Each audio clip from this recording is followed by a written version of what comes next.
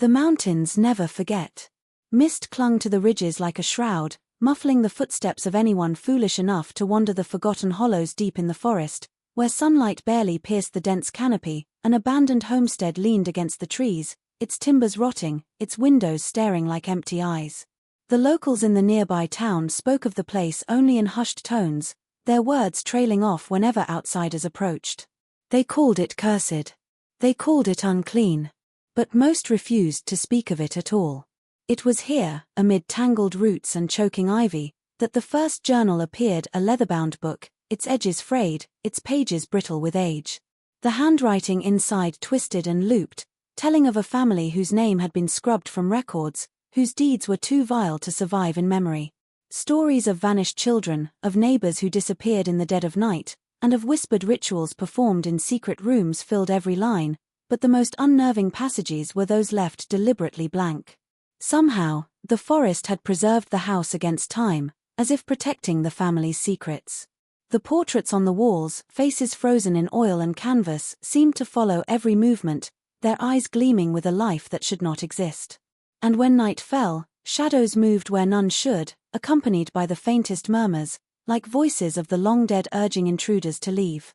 Every step deeper into the house, every creak of the floorboards, carried the weight of generations steeped in darkness. No one alive remembered the family, yet the land itself seemed to pulse with their presence.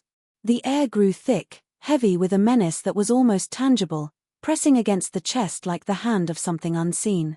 And somewhere beneath the floorboards, hidden from daylight, lay secrets so terrible that even the wind dared not whisper them aloud. The journal warned of the price for discovery, but curiosity, like a slow, creeping poison, was impossible to resist. The mountains held their breath, waiting, as if the forest itself wanted to see who would dare uncover the bloodline that history had tried to erase.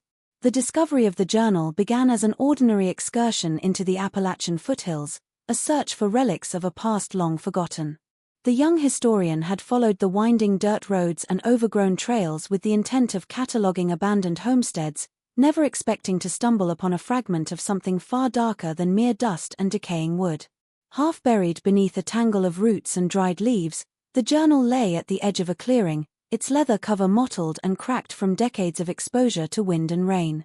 The binding creaked ominously as the historian lifted it, as if it resented being touched after so many years. The air around the clearing seemed to thicken in response, a chill creeping into the bones that had nothing to do with the crisp mountain breeze. Opening the first page, the historian encountered a handwriting so jagged and deliberate that it seemed to carry the weight of the person's intent, each letter coiled like a warning. The ink had faded to a dark brown, but the words were still legible, recounting names and events that did not appear in any local records, nor in census documents, nor in any church or town archives. The entries spoke of a family whose very existence seemed impossible, children born under strange circumstances, elders who disappeared without explanation, neighbors who avoided them for reasons never fully explained. As the historian turned each page, the lines revealed increasingly disturbing accounts of rituals performed behind closed doors, of fear used as a tool to maintain control, and of whispers that echoed in the hills long after the family itself had vanished. What was particularly unnerving was the deliberate erasure that had followed each mention of their deeds. Where one might expect a name or a location, there were blank spaces, gaps that seemed intentionally left as if to protect some secret from being uncovered. Some entries were written in a cipher or a language long forgotten, symbols curling across the paper like serpents coiling around a secret too dangerous to reveal. Occasionally, scrawled notes in the margins warned of consequences, of misfortune that would befall anyone who dared to continue reading. Yet the historian, driven by a mixture of fascination and disbelief, felt compelled to press onward, drawn deeper into the world of a family that history itself seemed to have rejected. The journal was more than a collection of memories, it was a key to understanding why the region carried an unspoken dread, why locals avoided certain roads, why the forest seemed to resist intrusion. Each page suggested that the darkness surrounding this family had seeped into the land, leaving traces of terror that survived even the passage of decades. As the historian lingered over the entries, the sense of being watched grew stronger, a presence almost tangible, as though the words themselves were a warning, an invitation, and a trap all at once, and that even in holding the journal, one had become part of the story it preserved. The historian soon discovered that the forest was not the only place where the shadow of the lost bloodline lingered. The town itself seemed to breathe around it, its streets and alleys carrying stories that were rarely spoken aloud. At first, the locals greeted inquiries with cautious politeness, smiling politely, nodding at questions about old families and vanished homesteads, yet their eyes betrayed unease. Even the most talkative residents hesitated, a subtle shift in tone or a faltering of words whenever the historian mentioned the family that had been erased from official records.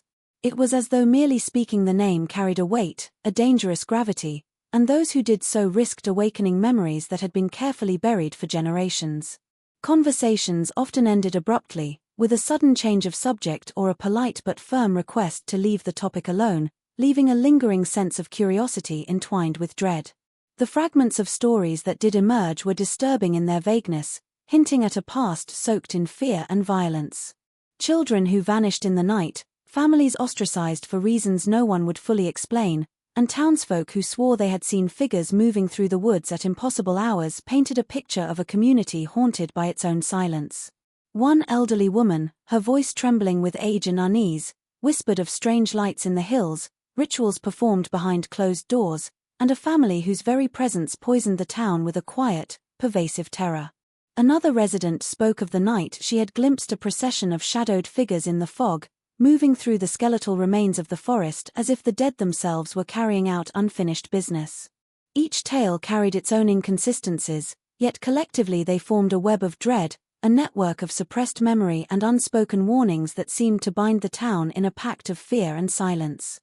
As the historian pieced these fragments together, it became clear that the bloodline's influence had extended far beyond mere presence. It had shaped the town's culture of secrecy and avoidance.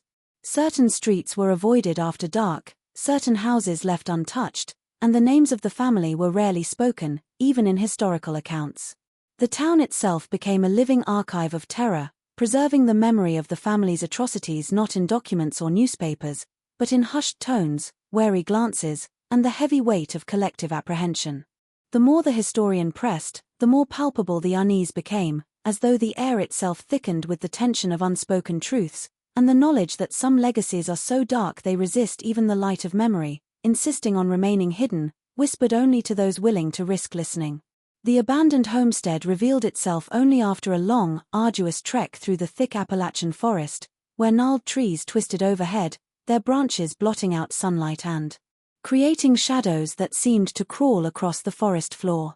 The path to the house was barely visible, overgrown with weeds, brambles, and the remnants of trails long forgotten, as if the land itself sought to conceal the secrets it had witnessed. When the historian finally stepped into the clearing, the sight of the mansion was both captivating and deeply unsettling. Its timbers sagged under the weight of decades, shingles were missing from the roof, and the windows were dark voids staring blankly into the woods. The very structure seemed alive with decay, groaning softly as the wind passed through, whispering like the echo of voices long silenced. The air surrounding the homestead carried a strange, almost magnetic quality. It was heavy, scented with damp earth, rotting wood, and the faint, clinging tang of something indefinable, something that hinted at the remnants of human life mingled with death. The historian's first steps onto the creaking porch were met with the groan of boards shifting beneath weight, and every footfall sounded magnified in the oppressive silence that hung over the property. Once inside, the house revealed its disrepair in shocking detail: peeling wallpaper, water-stained ceilings, and furniture draped in sheets that had yellowed with age. Dust motes floated lazily in beams of sunlight that managed to penetrate the grime-covered windows, illuminating corners where the shadows seemed to pool unnaturally. But the most disturbing element was not the decay itself, but the deliberate oddities hidden throughout the house. Strange symbols were carved into door frames, the shapes primitive yet menacing, curling like serpents into the wood. Unfinished meals sat on a rotting table as if abandoned mid-use, and in one corner, a cradle rocked slightly despite the absence of wind or human touch. Each room told a story that seemed just beyond comprehension, a sense that the house had been left not in haste but in anticipation, as though the family had known they would return or that something within these walls would never allow them to truly leave. Every glance down a hallway, every step across splintered floorboards, carried the weight of generations, of a family whose legacy was soaked in darkness and cruelty. The historian felt the oppressive pull of history pressing close, a feeling that eyes watched from the shadows, unseen yet undeniable. The mansion was more than a building, it was a vessel, a container of memories too terrible for the outside world, and it seemed determined to guard its secrets jealously, testing the resolve of anyone who dared to enter, daring them to uncover the hidden truths it had preserved for decades in silence, decay, and shadow. Among the decaying relics of the abandoned homestead, the family portraits were the most unnerving. They lined the walls of the main hallway and parlor, their gilded frames dulled with dust, paint cracking, and varnish yellowed with age. At first glance, they seemed like ordinary depictions of long-dead ancestors, stern faces dressed in the formal attire of their time, but the longer the historian stared, the more alive they appeared. The eyes of the subjects seemed to follow every movement, shifting imperceptibly as if tracking the intruder through the dim, empty rooms. It was a subtle effect, almost imagined at first, but soon impossible to ignore, as though the gaze itself carried the weight of centuries and the burden of unspeakable deeds. Each portrait was carefully composed, yet there was a uniform eeriness to them. The expressions were never fully human, never truly at rest. Smiles, where present, were tight and strained, as though they masked secrets too dark to reveal. Hands rested unnaturally on laps or furniture, elongated or slightly contorted, lending a disquieting quality to the figures frozen in oil and canvas. The historian felt an immediate sense of being judged, of entering a world where every glance and gesture had been preserved deliberately to convey not warmth or affection, but control, warning, and intimidation. In some of the larger family pieces, children appeared oddly solemn, their eyes unnervingly clear, reflecting a precocious awareness, as if they already knew horrors the outside world would never witness. It became apparent that these portraits were more than mere decoration, they were instruments of legacy, capturing the family's lineage in ways that blurred the boundary between life and memory. Some of the canvases bore subtle inconsistencies, shadows that fell at impossible angles, figures whose outlines seemed to ripple faintly when observed peripherally, and backgrounds that suggested rooms and corridors that did not exist in the actual house. The historian could feel the subtle psychological pressure mounting, the sense that the family had designed these images to leave a lasting impression on anyone who might see them, a silent assertion of their power and their immortality through image. The oppressive atmosphere intensified as the historian moved from room to room, each portrait creating a network of eyes, a silent congregation that seemed to watch, whisper, and evaluate. The air grew colder, heavier, as though the house itself had absorbed the weight of their presence. Occasionally, a shadow would flicker across a face that had been motionless only seconds before, a trick of the dim light or something far more sinister. The historian began to understand that the portraits were not merely representations, they were guardians of memory, echoes of a bloodline whose influence had seeped into the walls, floors, and the very air of the homestead, refusing to release any intruder from the oppressive scrutiny of generations past. It was beneath the floorboards of the main parlor that the historian first sensed the house's deliberate concealment of something far more sinister than rotting wood and faded wallpaper. The boards near the fireplace were slightly uneven, warped not by age alone but by a subtle design meant to hide an entrance. At first, the historian hesitated, feeling the oppressive weight of the homestead pressing in from all sides, the portrait's silent gazes following every movement. With careful hands, the historian lifted the loose plank, revealing a narrow opening that descended into darkness. A musty, cold draft wafted upward, carrying the unmistakable scent of damp stone and decay, mingled with something far fouler, as if the air itself had absorbed the horrors of a long-forgotten past. The passage was narrow, forcing the historian to crouch low, every step producing the echo of footsteps in the confined space. The walls were rough-hewn, carved from the natural rock beneath the house, and the faint glimmer of moldy moisture reflected in the small beam of a flashlight. The air was heavier here, pressing against the chest with an almost sentient force, and every sound seemed magnified, the soft scraping of boots against stone, the creak of timber above, and an occasional whisper of wind, or perhaps a whisper that was not wind at all. It was impossible to tell if the sounds were real or born from imagination, but the passage seemed alive with anticipation, a conduit leading into the preserved darkness of the family's hidden world. As the historian progressed, the space opened into a series of underground rooms, each more unsettling than the last. Shelves lined with artifacts, rusted tools, broken furniture, and containers of substances unidentifiable by sight or smell suggested that the family had conducted activities far removed from ordinary life, practices preserved with deliberate care. The walls bore inscriptions and symbols, curling and twisting in ways that hinted at ritual, secrecy, and warnings. Some of the writing was in archaic forms, indecipherable without careful study, but the intent was clear. The family had sought to keep these rooms hidden, their purpose shielded from the eyes of the world above. In one chamber, remnants of clothing and personal items suggested that the house's secrets were not only ceremonial but disturbingly domestic, a record of lives once lived and lives lost.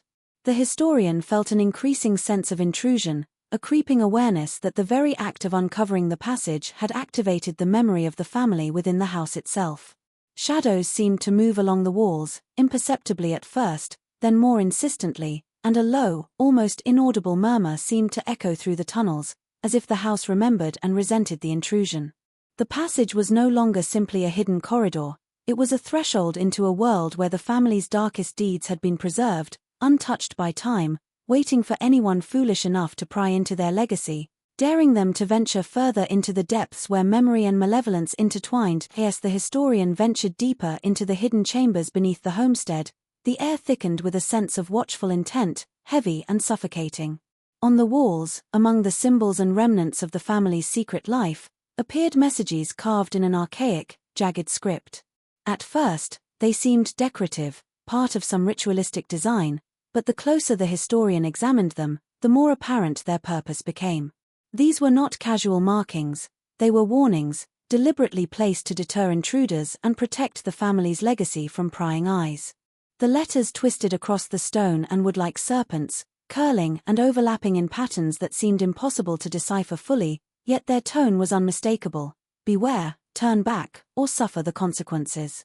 The warnings were not always written in a single language.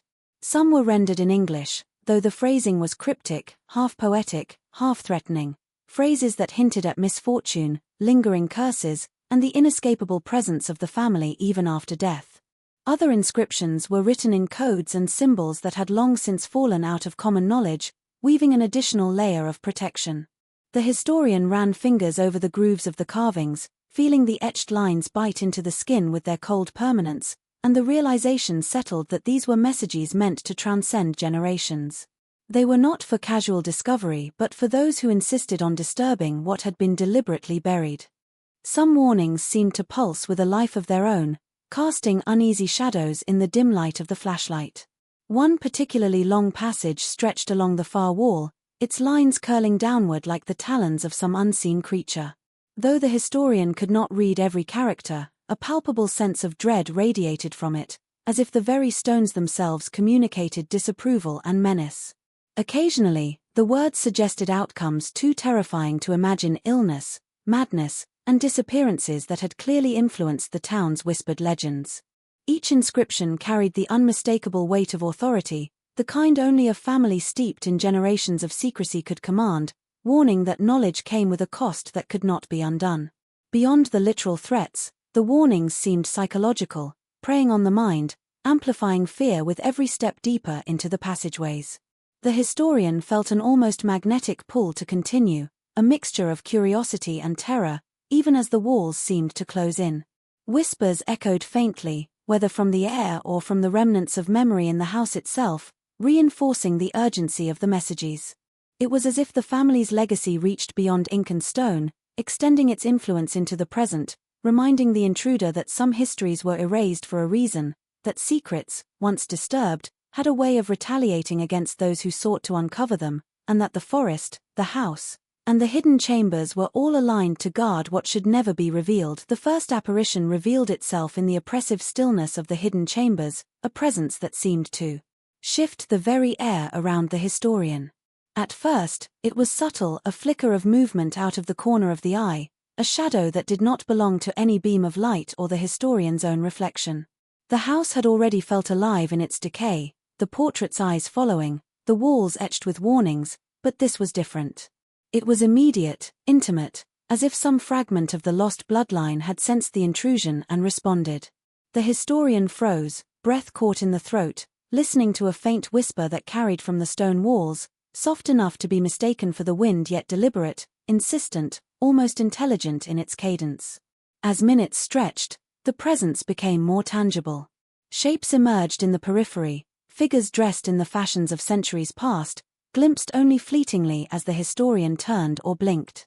Faces were pale, gaunt, and eerily familiar, though no record existed to confirm their identities. Their eyes, hollow yet intelligent, seemed to weigh the intruder's intentions, assessing, judging, and perhaps even daring the historian to continue.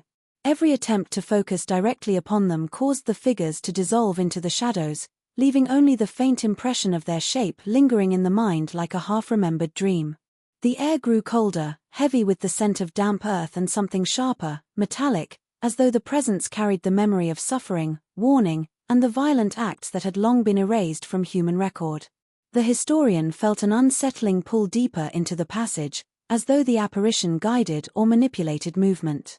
Sometimes a whisper would trail a name or a date, references that seemed impossible to place, fragments of a history too dark for daylight, suggesting that the family's influence had persisted beyond death. There was a rhythm to the appearances, almost ritualistic, as if the spirits were enacting their own warning for intruders: learn too much, and you risk being absorbed into their story, becoming another permanent shadow within the house's memory. With each step, the sensation intensified. Shadows moved along walls that should have remained motionless, objects rattled slightly on shelves where no human hand could reach them. The historian could sense a hierarchy among the apparitions, the figures closest to the entryway merely observing, while those deeper in the corridors exuded a palpable menace, their intent less curiosity and more territorial defense. At one moment, a fleeting figure lingered long enough to reveal an anguished expression, eyes hollow but fixated, and the historian realized that these were not random echoes but deliberate sentinels of the family's dark legacy, sentinels that the centuries had sharpened into vigilance, waiting patiently in the shadows for anyone daring enough or foolish enough to uncover the hidden truth of a bloodline that history had fought to forget. The historian's investigation gradually revealed that the bloodline's influence extended far beyond the decaying homestead and the shadowed woods. Letters, journals, and cryptic documents hidden within the secret chambers suggested that the family had maintained connections reaching into the town and beyond, their reach subtle yet disturbingly pervasive. Names appeared repeatedly in the margins, some familiar from local records, others entirely absent from official histories. The correspondence hinted at favors, threats, and unspoken debts, implying that the family's actions were never isolated events but part of a broader network of manipulation and control.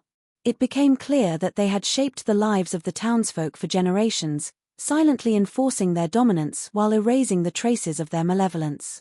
One letter, written in a jagged hand and stained with age, described a series of arrangements with influential figures in the town, clergy, lawmen, and even politicians who had been subtly co-opted, bribed, or coerced.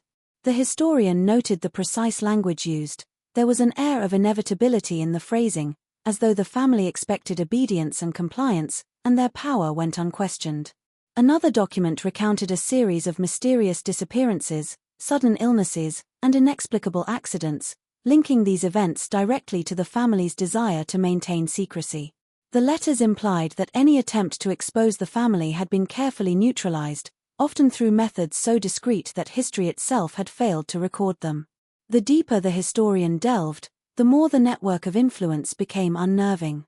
Local myths about cursed families, restless spirits, and vanished neighbors suddenly fit together like pieces of a puzzle, forming a picture of a legacy deliberately concealed by both the perpetrators and the terrified witnesses. It became apparent that the bloodline had orchestrated events to ensure the town's silence, creating an almost symbiotic relationship between fear and compliance. Even those who had left the area could not escape the family's shadow. Letters, warnings, and subtle intimidation had followed them, demonstrating that the reach of the Appalachian bloodline extended beyond physical proximity and into the realm of psychological control. The historian's unease grew with each discovery, the sense of being observed intensifying. The house, the forest, and even the town itself seemed interconnected, as though all were nodes in a system designed to preserve the family's secrets. The artifacts and documents revealed not just a history of wickedness but a meticulous strategy of concealment, suggesting that the family had planned for centuries, anticipating discovery yet confident in their ability to manipulate, intimidate, and erase evidence. The realization settled like a weight on the historian's shoulders. The bloodline's influence had never truly faded, and the full scope of their malevolence extended far beyond the visible, entwining the living, the dead, and the land itself into a web that resisted both memory and justice, daring anyone to unravel it without consequence. As the historian emerged from the hidden chambers into the forest surrounding the homestead, it became clear that the darkness preserved within the house had seeped outward, infecting the very land itself. The trees, gnarled and twisted, seemed to respond to intrusion, swaying and creaking despite the absence of wind, their shadows stretching and bending unnaturally across the forest floor. Birds fell silent, and small animals vanished from sight, as if the forest had sensed the disturbance and withdrawn its life to conceal what lingered beneath. The air felt thick, almost viscous, pressing against the skin and slowing each movement, a tangible presence that seemed aware, alive, and deeply resentful of anyone daring to pry into the bloodline's secrets. The historian noticed subtle but unnerving anomalies. Paths that had been clear moments before appeared overgrown and impassable, while others led in disorienting loops, returning to locations already passed. Stones shifted slightly underfoot, and roots seemed to writhe, almost curling toward or away from certain points. Shadows stretched in ways that defied logic, and the distant sound of running water sometimes carried whispers beneath its surface, faint syllables that could almost be interpreted as words. Each step deeper into the forest was accompanied by a growing awareness that the land itself was a sentient guardian, a force that had absorbed the family's malevolence and now acted to protect it, punishing those who dared disturb its long-forgotten horrors. It was not merely the forest's physical anomalies that unsettled the historian, but the emotional weight that pressed down with each passing moment. Fear seemed to radiate from the soil, the trees, and the undergrowth, a residue of generations of cruelty and secrecy. The longer the historian lingered, the more the forest seemed to close in, funneling movement along paths chosen by the unseen will of the land. Shadows moved just beyond sight, sometimes coalescing into forms that suggested human figures or glimpses of the family itself, their faces twisted with malice and accusation.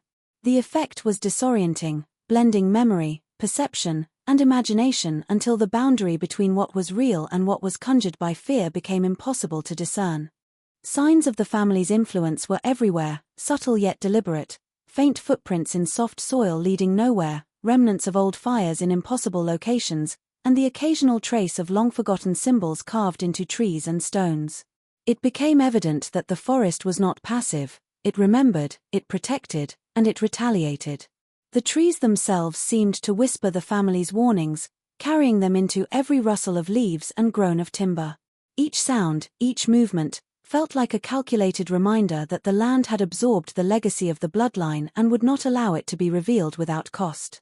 The historian understood, with a creeping certainty, that the forest was an extension of the house, an ancient and vigilant force, and that those who entered its depths were no longer simply trespassers, they were intruders into a living memory of terror, and the forest would not let them leave unmarked. By the time the historian reached the edge of the forest, the weight of what had been discovered pressed heavily on every thought and movement. The homestead, the hidden chambers, the portraits, the cryptic warnings, the apparitions, and the restless forest had all conspired to reveal a truth so dark it seemed almost unbearable.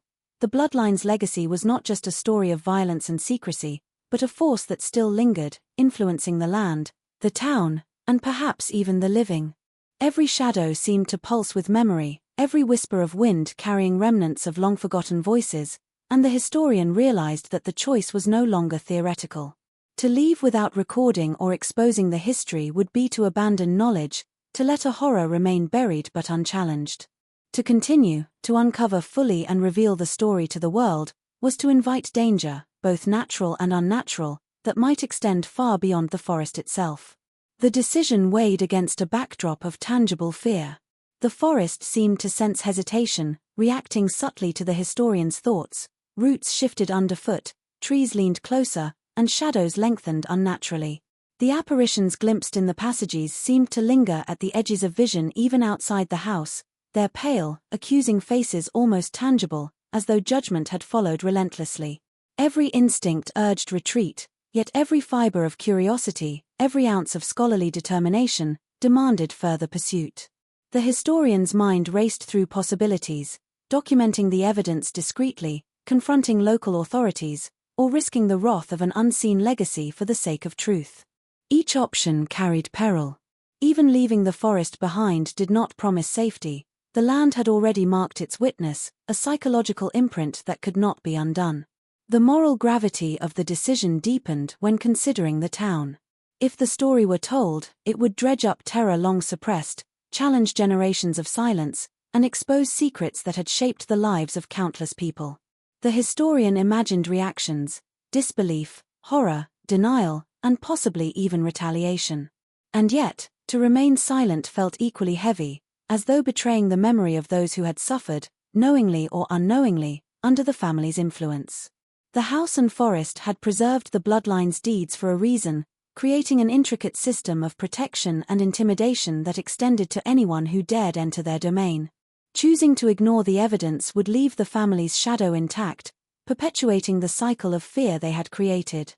At the forest's edge, the historian felt the full weight of history pressing from all sides. The choice was stark, almost unbearable: flee into safety, carrying only fragments of understanding and the gnawing weight of knowledge that could never be shared, or embrace the risk, exposing the full story and inviting the consequences, tangible or spectral. The very air seemed to whisper warnings, the trees swaying as if acknowledging the gravity of the moment, reminding that some truths, once touched, demand reckoning, and that the decision to uncover or to retreat was as consequential as the darkness that had waited silently in the Appalachian hills for generations, patient and unyielding.